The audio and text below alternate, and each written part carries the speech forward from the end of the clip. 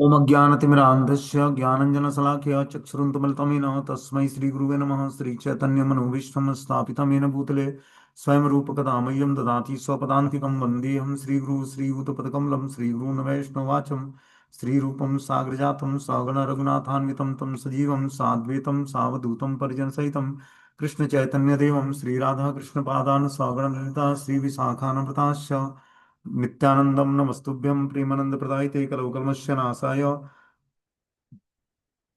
जानवे पते नमो नमो महावदन्याय कृष्ण प्रियं प्रदायते कृष्णाय कृष्ण चैतन्य नामिने गौरद्विष नमः।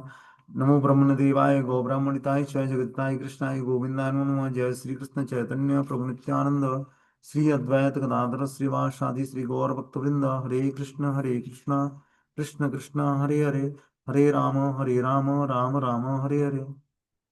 तो हम लोग हरि नाम की महिमा में आज हम लोग सुनेंगे कि किसी भी परिस्थिति में जप करना ये क्यों आवश्यक है। कि परिस्थिति हमारी हमेशा एक जैसी नहीं होती है, लेकिन किसी भी परिस्थिति में हमें जप करना चाहिए।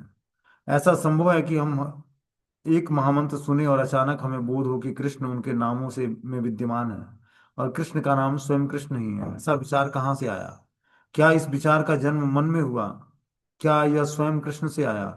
इसकी चिंता न करें, केवल जप करते रहें। मन से गुजरे हुए किसी भी विचार को ग्रहण करने का प्रयत्न न करें। यदि यह विचार कृष्ण से आ रहे हैं तो निश्चिंत हो जाएं। कृष्ण अन्य रूपों में भी हमारे पास आएंगे, जैसा कि वे भगवत गीता में चौथे अध्याय के 11वें श्लोक में कहते हैं, ये था माम प्रपद्यन्ते। जितनी अधिक हमारी उनसे मिलने की आकांक्षा है, उसी अनुपात में वे हमारे सम्मुख प्रकट होते हैं। यदि हम केवल सही तरीके से जप करना सीख लें तो हमारी उनके साथ होने की अभिलाषा बढ़ेगी और उस शुद्ध आकांक्षा के आड़े आने वाली अशुद्धियां नष्ट हो जाएंगी। तो अपने मन को स्थिर तथा एकाग्र रखें। क्या बता रहे हैं कि हम एक महामंत्र सुने और अचानक हमें बोध हो कि कृष्ण उनके नामों में विद्यमान है और कृष्ण का नाम स्वयं कृष्ण ही है। मतलब भगवान में और कृष्ण में और कृष्ण के नाम में कोई अंतर ना हो, ये रियलाइज कर लें। ऐसा विचार कहाँ से आया? क्या इस विचार का जन्म मन में हुआ? क्या यह स्वयं कृष्ण से आया? इसकी चिंता हमें नहीं करने की जरूरत है। केवल हमें जप करते रहना है। मन से गुजरते हुए अनेक विचारों को ग्रहण करने का प्रयत्न न करें, क्योंकि मन में बहुत सारे विचार आते हैं। जब हम जपा करते हैं तो बहुत सारे थॉट्स उत्पन्न होते हैं, विचार बनते हैं। कुछ विचार पॉजिटिव होते हैं, कुछ नेगेटिव होते हैं। तो उन विचारों का पोषण न करके हमें क्या करना है? मंत्र को ध्यानपूर्वक उच्चारण करना है और उसको सुनना है। जैसा कि वे भगवत गीता के चौथे अध्याय के 11वें श्लोक में कहते हैं, ये यथा माम प्रपद्यन्ते। जितनी अधिक हमारी उनमें मिलने की आकांक्षा है, उसी अनुपात में वे हमारे सम्मुख प्रकट होते हैं। यदि हम केवल सही तरीके से जप करना सीख लें तो हमारी उनके साथ होने की अभिलाषा बढ़ेगी। उस शुद्ध आकांक्षा के आड़े आने वाली अशुद्धियां नष्ट हो जाएंगी। तो हमें क्या करना पड़ेगा? हर परिस्थिति में हमारे अंदर जो जो शुद्ध विचार आ रहे हैं या अशुद्ध विचार आ रहे हैं, हर परिस्थिति में हमें नाम को ध्यान पूर्वक उच्चारण करने, उसको सुनने का प्रयत्न करना है। तब धीरे धीरे जो है शुद्ध आकांक्षाएं के आड़े आने वाली अशुद्धियां नष्ट हो जाएंगी। तो अपने मन को स्थिर और एकाग्र रखें। जो भक्त अपने विचारों का पीछा करते हैं उन्हें अनुभव होता है कि मन का जप करते समय स्वयं से वार्तालाप करना आम बात है। कि जब वो जाप करते हैं तो जो विचार आते हैं उन विचारों का वो पीछा करने लगते हैं, मतलब विचारों के बारे में सोचने लगते हैं, उसमें डूब जाते हैं और नाम भी चल रहा होता है। बता रहे उन्हें अनुभव होगा कि मन का जप करते समय स्वयं से वार्तालाप करना आम बात है। कि जपा भी हो रही है, उस बात का पोषण कर रहे हैं, उस बात के बारे में सोच रहे हैं, उस बातों के बारे में बात भी करने लगे अपने आप से। ऐसा होने लगता है और जपा भी चल रही है। संभवतः कोई भक्त जप करने बैठते हैं तो तभी उसका मन छवियों के द्वारा हर लिया जाता है। तब वे अपनी आंखें बंद करके जप करने का प्रयास करते हैं, किंतु वे उगने लगते हैं। कुछ क्षणों में ही उनका मन यह तुलना करने लगता है कि जप करते समय आंखें खुली रहना अधिक उपयोगी है, आंखें बंद करना नहीं। मन में यह निरर्थक संवाद निरंतर जारी रहता है। फिर अचानक यह मन किसी अन्य विषय की ओर रुख कर लेता है। किंतु यह प्रश्न इतना महत्वपूर्ण नहीं है कि हम जप करते समय अपनी आंखों को खुली रखें या बंद रखें। मन को पुनः खींचकर हरिनाम की ओर लाएं और जिस मंत्र का हम इस क्षण उच्चारण कर रहे हैं, सुदृढ़ होकर उस मंत्र की ध्वनि पर एकाग्र करें। तो यहाँ बता रहे हैं कि आंखें हमारी खुली हो या बंद हो, मन को पुनः खींचकर हरि नाम की ओर लाना चाहिए। ठीक है ना? और विचारों में अपने को नहीं क्या करना है? विचारों का पीछा नहीं करना है। जब करते हुए समय हमारे अंदर कुछ पॉजिटिव थॉट्स आते हैं, कुछ नेगेटिव थॉट्स आते हैं। कुछ गलत विचार आते हैं, कुछ शुद्ध विचार आते हैं। तो हमें विचारों का पोषण न करके महामंत्र को ध्यान पूर्वक सुनने में महामंत्र को लगाना है, मन को लगाना है। मन को पुनः खींचकर हरि नाम की ओर लाएं। जिस मंत्र का हम इस क्षण उच्चारण कर रहे हैं, सुदृढ़ होकर उस मंत्र की ध्वनि पर एकाग्र करें मन को। तो कल भी बताया गया कि जो है मन की एकाग्रता बहुत ही आवश्यक है। जिस मंत्र का हम उच्चारण करते हैं, महामंत्र का, हरे कृष्ण महामंत्र का, उस मंत्र को सुनने में हमें क्या करना पड़ेगा, एकाग्रता बढ़ानी पड़ेगी। यदि हमें लगे कि हमारा दृढ़ निश्चय थोड़े समय के लिए पटरी से उतर गया है, तो ध्यान में आते ही हम अपने संकल्प को पुनः दोहरा सकते हैं। भले ही मन में किसी भी प्रकार की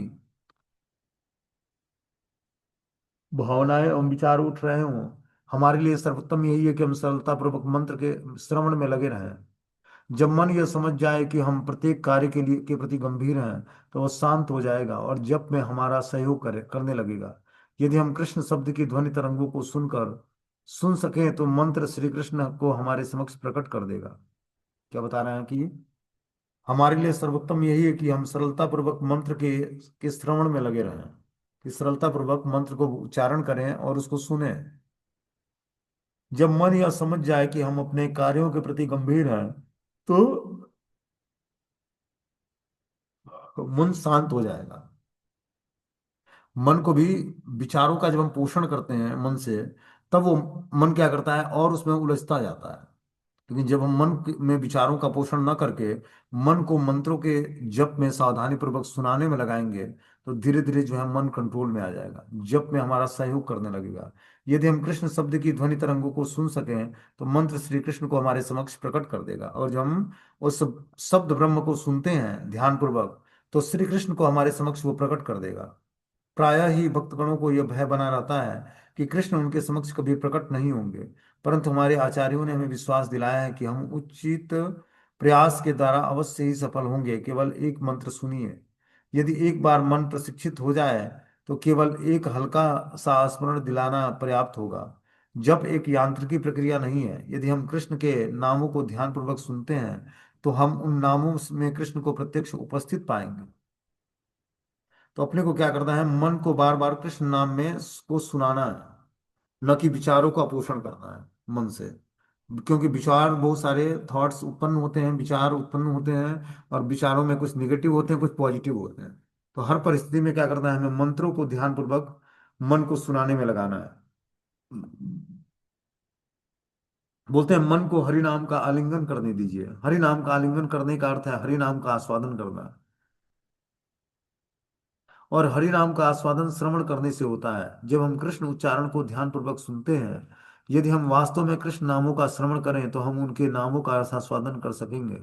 अंततो गत्वा नाम स्वयं कृष्ण ही तो है। जब मन और हृदय हरि नाम का आलिंगन कर लेंगे, तो जब करने में कोई कठिनाई नहीं होगी। बता रहे हैं कि जो है, जब करने का मतलब है कि हरि नाम का आलिंगन कर लेना, हरि नाम का आस्वादन करना। हरि नाम का आस्वादन श्रवण करने से होता है। जब हम हरि नाम को सुनते हैं ध्यान पूर्वक, तो हम हरि नाम का आस्वादन करते हैं कि भगवान का नाम बहुत ही मधुर है। जब हम कृष्ण उच्चारण को ध्यानपूर्वक सुनते हैं, तो वास्तव में कृष्ण नामों का श्रवण करें, तो हम उनके नामों का स्वादन कर सकेंगे। अंततो गत्वा नाम स्वयं कृष्ण ही तो है। जब मन और हृदय हरिनाम का आलिंगन कर लेंगे, तो जब करने में कोई कठिनाई नहीं होगी। इस समय हम मन को बलपूर्वक नाम का श्रवण कराने के लिए संघर्ष कर रहे हैं, किंतु यदि हम मन को नाम सुनने हेतु पर्याप्त रूप से शांत कर सकें, तब नाम प्रभु हमारी अपनी मधुरता प्रकट कर दे लगेंगे। तब हमारी चेतना पवित्र नामों का आलिंगन कर लेगी, और तब हम पवित्र नामों के मधुर बंधन में बंध जाएंगे। हरि नाम का हमारे प्रति क्या व्यवहार होगा, उस पर हमारा नियंत्रण नहीं है, किंतु हमारा तो उत्तरदायित्व है कि उसे उसे तो हम पूरा कर ही सकते हैं। वह है दृढ़ संकल्प होकर अपना ध्यान हरि नाम पर केंद्रित करना। तारा कि मन को बलपूर्वक नाम के श्रवण करने में संघर्ष पूर्वक लगाना होता है, कि संघर्ष करना होता है। मन बार बार भटकता है, लेकिन मन को बार बार नाम सुनने में लगाना है, जो नाम हम उच्चारण करते हैं। किंतु यदि मन को नाम सुनने हेतु पर्याप्त रूप से शांत कर सकें, तब नाम प्रभु अपनी मधुरता प्रकट करने लगते हैं। तो इस जीवात्मा के पास ये कला होनी चाहिए कि वो बार बार जो है मन को नाम में लगाए, नाम को के श्रवण में लगाए। तब धीरे धीरे जो है मन धीरे धीरे शांत होगा। तब नाम प्रभु अपनी मधुरता प्रकट कर लेंगे। तब हमारी चेतना पवित्र नामों का आलिंगन कर लेगी, और तब हम पवित्र नामों के मधुर वचन बंधन से मुक्त बंधन से बंध जाएंगे। हरि नाम का हमारे प्रति क्या व्यवहार होगा उस पर हमारा नियंत्रण नहीं है, किंतु हमारा तो उत्तरदायित्व, उसे तो हम पूरा कर ही सकते हैं। वह है दृढ़ संकल्प होकर अपना ध्यान हरि नाम पर केंद्रित करना। बोलते हैं कि शिला प्रभुपाद लिखते हैं कि ऐसे आध्यात्मिक सिद्धि भौतिक योग्यताओं द्वारा प्रतिबंधित नहीं होता, अपितु दिव्य सेवा करने के निष्ठावान प्रयास के फलस्वरूप विकसित होता है। आध्यात्मिक सिद्धि के लिए स्वैच्छिक प्रयास एकमात्र योग्यता है। बोल रहे हैं कि आध्यात्मिक सिद्धि भौतिक योग्यताओं द्वारा प्रतिबंधित नहीं है। आध्यात्मिक सिद्धि किसी भौतिक योग्यता पर डिपेंड नहीं करती है। आध्यात्मिक सिद्धि आध्यात्मिक एक्टिविटी करने पर डिपेंड करती है, फिर तो दिव्य सेवा करने से निष्ठावान प्रयास के फलस्वरूप विकसित होती है। ऐसा नहीं कि आपके पास भौतिक योग्यता है तो आपको आध्यात्मिक सिद्धि मिल जाएगी, ऐसा नहीं है। आपको आध्यात्मिक सिद्धि चाहिए तो आपको क्या करना पड़ेगा? निष्ठावान प्रयास करना पड़ेगा दिव्य सेवा करने के लिए, तब वो विकसित होगा। आध्यात्मिक सिद्धि सिद्धि के लिए स्वैच्छिक प्रयास एकमात्र योग्यता है। कि आप जब स्वैच्छिक प्रयास मतलब अपने प्रयास करते हो आध्यात्मिक सिद्धि प्राप्त करने के लिए, तब जाकर धीरे धीरे हम आध्यात्मिक सिद्धि हम प्राप्त कर पाते हैं। बोलते हैं अस्थिर मन को जप करते समय किस प्रकार नियंत्रित किया जाए? जब मन अस्थिर हो तो उसको जप में किस प्रकार नियंत्रित किया जाए, इसका जवाब बता रहे हैं कि जो है, मन को वश में करने की क्या आवश्यकता है? तुम सिर्फ जप करना और श्रवण करना। तुम्हें जीवा से जप करना है, उस ध्वनि को सुनना है, केवल इतना ही करना है। मन का प्रश्न ही कहाँ उठता है कि मन का कार्य ही कहाँ है जप में? जप में तो मुख से उच्चारण करना है, कान से सुनना है, उसमें मन को कहाँ लगाना है? ठीक है ना? हम मुख से उच्चारण करें और कान से ध्यानपूर्वक सुने, उसमें मन को कहीं स्थान ही नहीं देना है। ऑटोमेटिक ही मन कंट्रोल में हो जाएगा। हरि भक्ति विलास के स्कंद पुराण के एक वर्णन का वाक्य का वर्णन आता है कि कृष्ण के पवित्र नाम सर्वोत्तम वरदान है। यह ध्यान में रखना महत्वपूर्ण है। पदावली हमें प्रोत्साहित करती है कि द्विजों को योग्य के निर्भय राज्य में प्रवेश करने दो। उन्हें वैदिक ज्ञान तथा एकांत स्थान हेतु दिव्य वन में प्रवेश करने दो। उन्हें एक प्रकार का मोक्ष प्राप्त करने दो। जहां तक हमारा प्रश्न है, हम अपने सैकड़ों सहस्त्रों जन्म भगवान श्री कृष्ण के पवित्र नामों का जप करने में व्यतीत करेंगे। वे भगवान श्री कृष्ण जिनका मनोहारी कृष्ण वर्ण और पीत वस्त्र, पीले पुष्प की माला धारण करने करने वाले कदम फूलों के उद्यान में खिलते हुए अनेकों कमलों की भांति सुशोभित होता है। क्या बता रहे हैं यहाँ पर कि जो है, पद्यावली नामक ग्रंथ में प्रोत्साहित करते हुए लिखा गया कि द्विजों को योग्य योग के निर्भर राज्य में प्रवेश करने दो। उन्हें वैदिक अध्ययन तथा एकांत ध्यान हेतु वन में प्रवेश करने दो। उन्हें इस प्रकार मोक्ष प्राप्त करने दो। जहां तक हमारा प्रश्न है, हमें सैकड़ों सहस्त्रों जन्म भगवान श्री कृष्ण के पवित्र नामों का जप करने में व्यतीत करेंगे। वे भगवान श्री कृष्ण जिनका मनोधर्म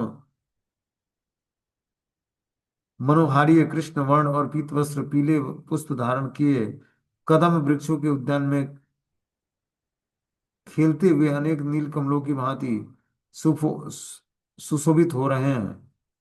हरिनाम भजने वाले को वास्तव में यह समझना महत्वपूर्ण है कि हरिनाम सर्वोच्चम वरदान है। केवल हरिनाम भजने और कृष्ण का ध्यान करने से ही संतुष्टि मिलती है, और अन्य किसी भी प्रकार से नहीं। किंतु हम किस तरह समझ सकते हैं कि कृष्ण अपने नामों से भिन्न है? जो भक्त अपनी संपूर्ण आत्मा को इस संपूर्ण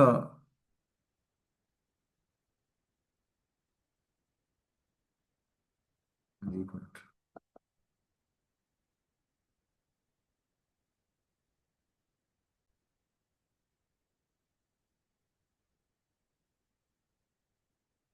बोलते हैं हरि नाम भजने वाले को वास्तव में यह समझना महत्वपूर्ण है कि हरि नाम सर्वोच्चम वरदान वरदान है।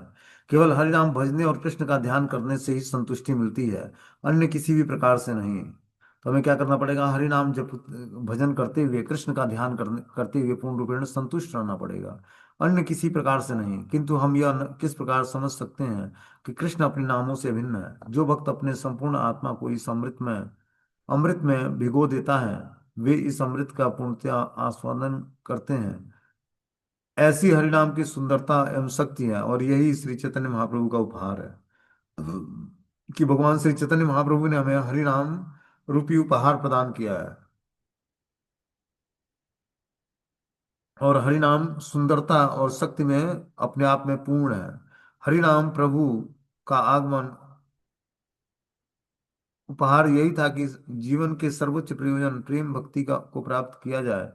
यह प्रयोजन निरपराध होकर हरिनाम जप करने से सरल प्रक्रिया द्वारा प्राप्त करना संभव है। लेकिन इस उपहार को प्राप्त करने हेतु हमें सही तरीके से जप करना होगा, और सही जप की आधारशिला है सावधानी पूर्वक नामों का श्रवण करना। बता रहे हैं कि इस उपहार को प्राप्त करने हेतु हमें सही तरीके से जप करना पड़ेगा। कैसे उपहार को? जो हरिनाम जप की प्रक्रिया का जो उपहार है, इसको प्राप्त करने के लिए हमें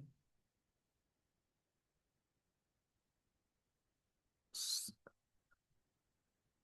अच्छे तरीके से मंत्र को सुनना पड़ेगा। बता रहे हैं कि सही जप की आधारशिला है सावधानी पूर्वक नामों का श्रवण करना। ये सभी की आध्यात्मिक सिद्धियां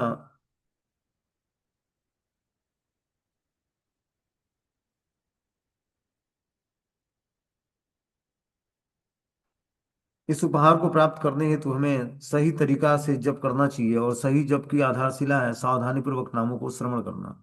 तो यहाँ पर ज्यादा फोकस इस चीज को किया गया है कि सावधानी पूर्वक हम जप कैसे करें, और जप का परिणाम क्या होगा, इसको भी हम झेलने के लिए तैयार रहें। बोलते हैं, सावधानी पूर्वक नामों का श्रवण करना।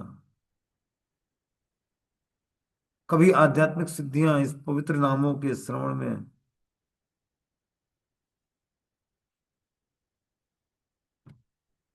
पवित्र नामों के श्रवण स्वतः अनुगमन करती है। अतः हरि नाम का श्रवण सबसे महत्वपूर्ण है। हम जितना अधिक ध्यान पूर्वक सुनने का प्रयास करेंगे, हमें उसी अनुपात में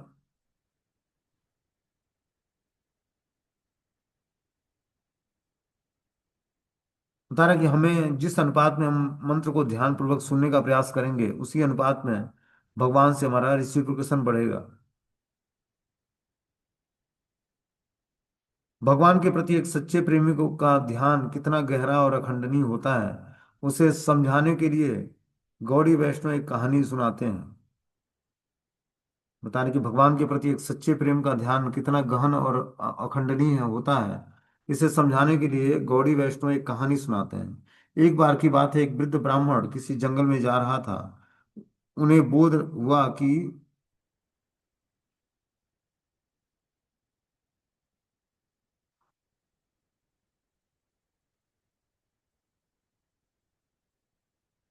यह संध्या का समय है और उसने मंत्र पढ़ने का समय हो गया।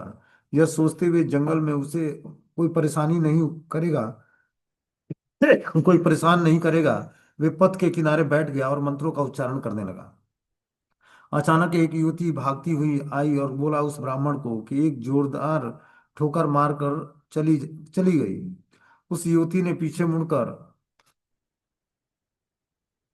देखा देखा तक नहीं, कहीं उस वृद्ध को चोट तो नहीं लगी, अपितु वह भागती हुई जंगल में चली गई।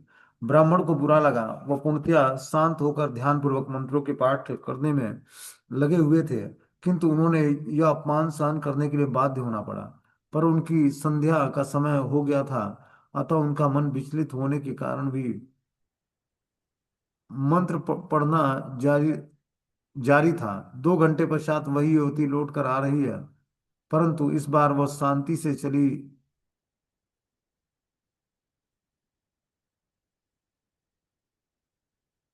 जैसे ही वो ब्राह्मण के पास पहुंची, तो तुरंत उसने ब्राह्मणों को अभिवादन किया और उस वृद्ध से पूछा कि क्या वह उनकी कोई सेवा कर सकती है। ब्राह्मण उसका यह नया व्यवहार देखकर चक्कर में पड़ गया।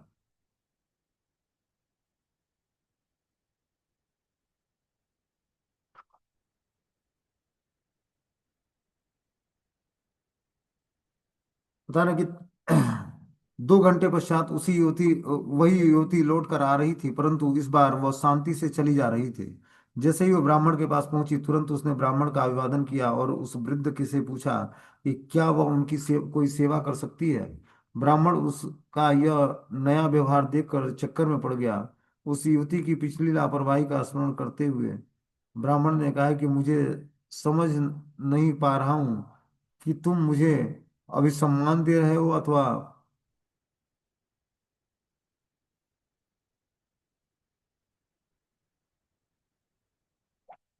आगे से बता रहे कि जब ब्राह्मण उसका यह नया व्यवहार देखकर चक्कर में पड़ गया कि उस युवती के पिछली लापरवाही का स्मरण करते हुए ब्राह्मण ने कहा कि मैं समझ नहीं पा रहा हूं कि तुम मुझे अभी सम्मान दे रही हो, किंतु पहले तो मैंने मंत्रों का पाठ कर रहा था, तब तुम मुझे ठोकर चलाकर चली गई थी।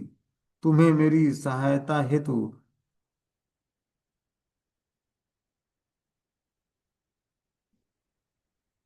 रुकी भी नहीं और न ही तुमने पूछा कि कहीं तुमने मुझे कोई कष्ट तो नहीं दिया। वह युवती लज्जित हो गई। उसके नम्र और संकोच के साथ उस ब्राह्मण को सत्य बतलाया। मुझे क्षमा करें, लेकिन जब मैं उस दिशा में भाग रही थी, तब मैं अपने प्रियतम के मिलने का को आतुर थी। अब मैं अपने मिलन के बाद वापस लौट रही हूँ। अब मेरे चारों ओर जो कुछ भी हो रहा है उसके प्रति मैं सजग हूँ। उस ब्राह्मण और नवयुवती की तल्लीनता में जो अंतर है उसकी ओर ध्यान दीजिए। जब कोई प्रेम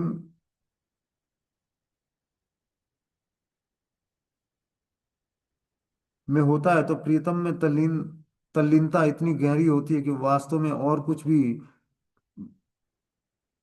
अस्तित्व नहीं दिखाई देता। संस्कृत के ऐसे तन्मय वरदान हैं कि आध्यात्मिक जीवन में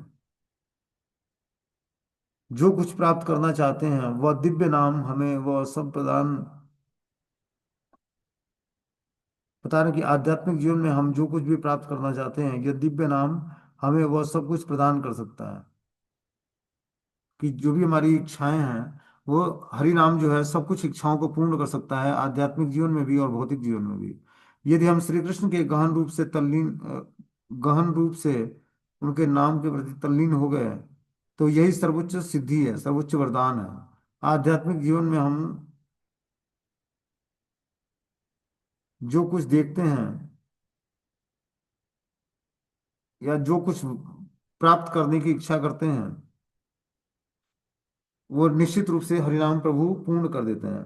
बता रहे हैं कि यह दिव्य नाम हमें वो सब कुछ प्रदान कर सकता है। यदि हम श्री कृष्ण के गहन रूप से तल्लीन होना चाहते हैं तो हमें उनके नामों के जप में आसक्त होना होगा। जिन्हें हम प्रेम करना चाहते हैं उनका नाम ध्यान सुनने में आसक्ति बढ़ती है। जैसे जैसे हमारी आसक्ति बढ़ेगी वैसे वैसे शास्त्रों में भी बच्चे वचन लिखें कि हम जान सकेंगे कि वह सही वचन सत्य है। सभी वचन सत्य है। हमें शुद्ध भक्त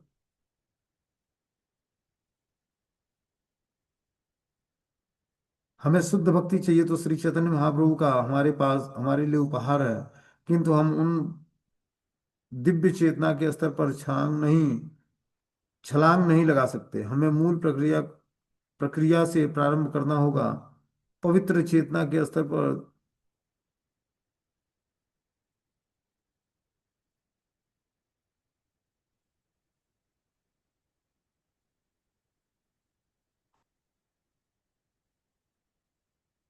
बताना कि शुद्ध भक्ति चाहिए कि जो श्री चैतन्य महाप्रभु ने हमारे लिए परम उपहार दिया है, किंतु हम उस दिव्य चेतना के स्तर पर छलांग नहीं लगा सकते। हमें मूल प्रक्रिया से प्रारंभ करना होगा। पवित्र नाम शास्त्र के दिव्य ज्ञान रूपी वृक्ष का चरम व शाश्वत फल है। वे मार्गदर्शनी है। वह भार्गवों के में श्रेष्ठ है। हे भृंगुमुनि, यदि कोई मात्र एक ब्राह्मण भगवान की सेवा में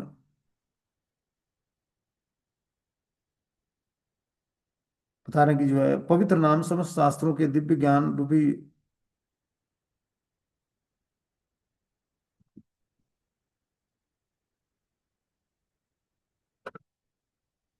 हमें शुद्ध भक्ति चाहिए तो श्री चैतन्य महाप्रभु का हमारे लिए उपहार है, किंतु हम उस दिव्य चेतना के स्तर पर छलांग नहीं लगा सकते हैं। हमें मूल प्रक्रियाओं से प्रारंभ करना होगा। पवित्र नाम समस्त शास्त्रों के दिव्य ज्ञान रूपी वृक्ष का वृक्ष का चरम और शाश्वत अंश है। हे गर्भोद हे भार्गव में श्रेष्ठ, हे भृंग मुनि, यदि कोई शास्त्र यदि कोई मात्र एक बार भगवान श्री कृष्ण के पवित्र नामों का अपराध जप करता है, अपराध पूर्ण जप करता है, तो भले ही वह श्रद्धा तथा भाव रहित होकर जप क्यों न करे, पवित्र नाम तक क्षण ही उसका उसे मुक्त कर देती है। तो जो भगवान का पवित्र नाम है, कोई जिस भाव से वो भजन करता है व्यक्ति, वो भाव उसके पूर्ण हो जाते हैं कुछ ही दिनों में। अब आगे जो है इसमें बता रहे हैं कि कार्य की सरलता क्या है इस अध्याय में।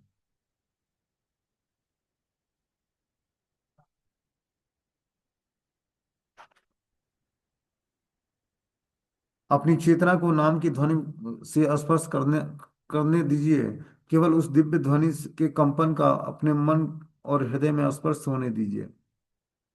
कृष्ण का नाम दिव्य है और इस लोक का नहीं है। गोलोक प्रेम धन हरिनाम संकीर्तन। यदि कोई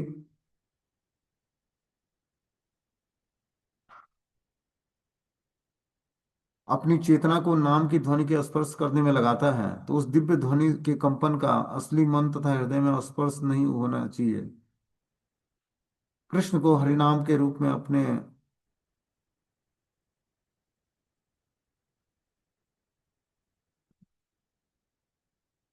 अपने पास ले आइए, तब हम अपनी चेतना को नाम की ध्वनि के स्पर्श करने दीजिए, केवल उस दिव्य ध्वनि के कंपन का अपने मन और हृदय में स्पर्श होने दीजिए। कृष्ण का दिव्य नाम और इस लोक में प्रवेश करना।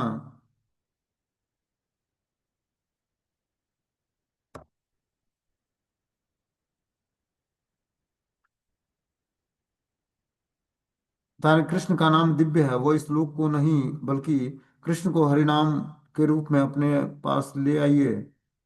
यह करने के लिए मात्र जीवा और कान की आवश्यकता है, मन की आवश्यकता नहीं है। जिसका मतलब बताया, पहले बताया कि हमने कि जीवा से बोलना है और कान से सुनना है। तो यही जपा का प्रक्रिया है, किंतु इसका यह अभिप्राय नहीं है कि हमें अपने विद्रोही मन को वश में करने का प्रयत्न न करना हो, न करना पड़े। अब आगे जो है इसमें 7वां लेसन है, इसको हम लोग कल सुनेंगे। हरे कृष्णा।